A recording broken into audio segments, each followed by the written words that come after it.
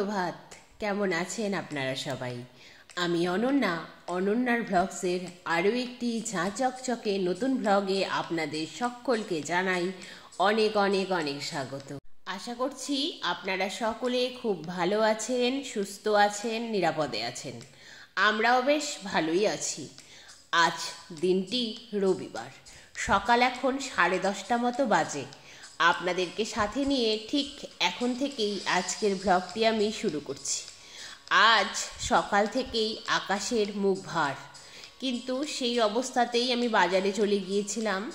আজ যেহেতু রবিবার, তাই আমি মাটন এনেছি।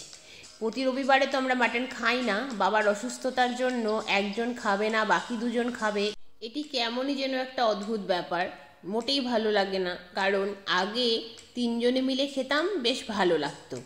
এখন সেই জন্য প্রতি রবিবারে খাওয়া হয় না, মাঝে মধ্যে খাওয়া হয়। যেহেতু মঙ্গলবার থেকে নবমী পর্যন্ত টানা নিরামিষ খেতে হবে, তাই মা বলল আজ মাটন নিয়েই আয়। সেই জন্যই নিয়ে আসা। যখন বাজারে গিয়েছিলাম আকাশের মুখ তো ভার। বাজারে থাকাকালীনই বৃষ্টি এলো। বাজার থেকে যখন ফিরে এলাম, তারপর থেকে প্রায় 45 মিনিট ধরে এত বৃষ্টি হলো, এতটাই মন খারাপ লাগছিল যে ভাবনার বাইরে। তখন মনে হলো ঘরের আর যেটুকু কাজ আছে সেইটুকুকে সেরে ফেলি। যেমন ঘরে একটা বড় ছবি ছিল, যেটিকে ডিপ ক্লিন করা হয়েছিল না, সেটি কলিন দিয়ে ভালো করে ডিপ ক্লিন করে নিলাম।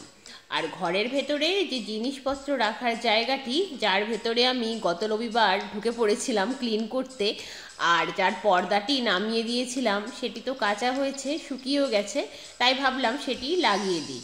যেভাবে বাইরে বৃষ্টি পড়ছে আর সিঁড়িঘরের যা পরিস্থিতি, জামা কাপড় আর আটছে না, তাই বারান্দায় টান টান করে দড়ি টাঙিয়েছি।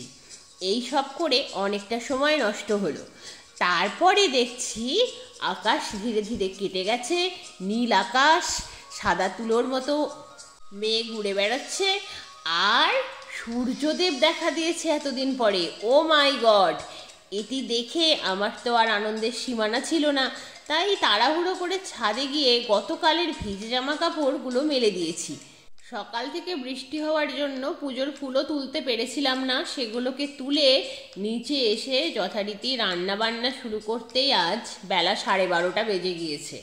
যাই হোক, যথারীতি বাবার জন্য আলু, বেগুন, পটল দিয়ে মাছের পাতলা ঝোল রান্না করলাম, আর এদিকে তৈরি করলাম মাটন। মাটনের আজকে বেশ হালকা পাতলাই ঝোল বানিয়েছি, কারণ কষা কষা বানাইনি। আর কিছু রান্না করার সময় ছিল না জানেন, কোনো রকমে এতটুকু রান্না করেছি।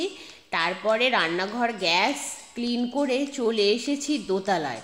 দোতলার যে জানলা দরজাগুলো, সেগুলো তো মোছাই হয়েছিল না, তাই নেতাতে কলিন লাগিয়ে ভালোভাবে ঘষে ঘষে ক্লিন করে নিলাম। সবগুলো জানলা দরজা হলেও ডাইনিংয়ের আর ছোট ঘরের দুটো জানলা হলো না। অবশ্য একটা দরজাও রয়েছে, সেটিও হয়নি, কারণ এদিকে আবার ঘড়ির দিকেও নজর রাখতে হচ্ছে। কারণ লাঞ্চে তো বিশেষ দেরি করা যাবে না, কারণ লাঞ্চ করারও তো একটা টাইম থাকে। বেশি লেট করে খেলে আবার হজম হতে চাইছে না। ইদানিং আবার এই প্রবলেমটাও দেখছি। যাই হোক, সেই জন্যই ওই দুটো জানলা আর একটা দরজা বাদ থাকলো। বাদ বাকিগুলো ডিপ ক্লিন করে নিয়েছি ভালোভাবে ঘষে ঘষে। মানুষ সেই জন্যই বোধহয় দোতলা বাড়ি করলে একতলাটা ভাড়া দিয়ে দেয়, কারণ মেনটেনেন্স তো করতে হয় বলুন।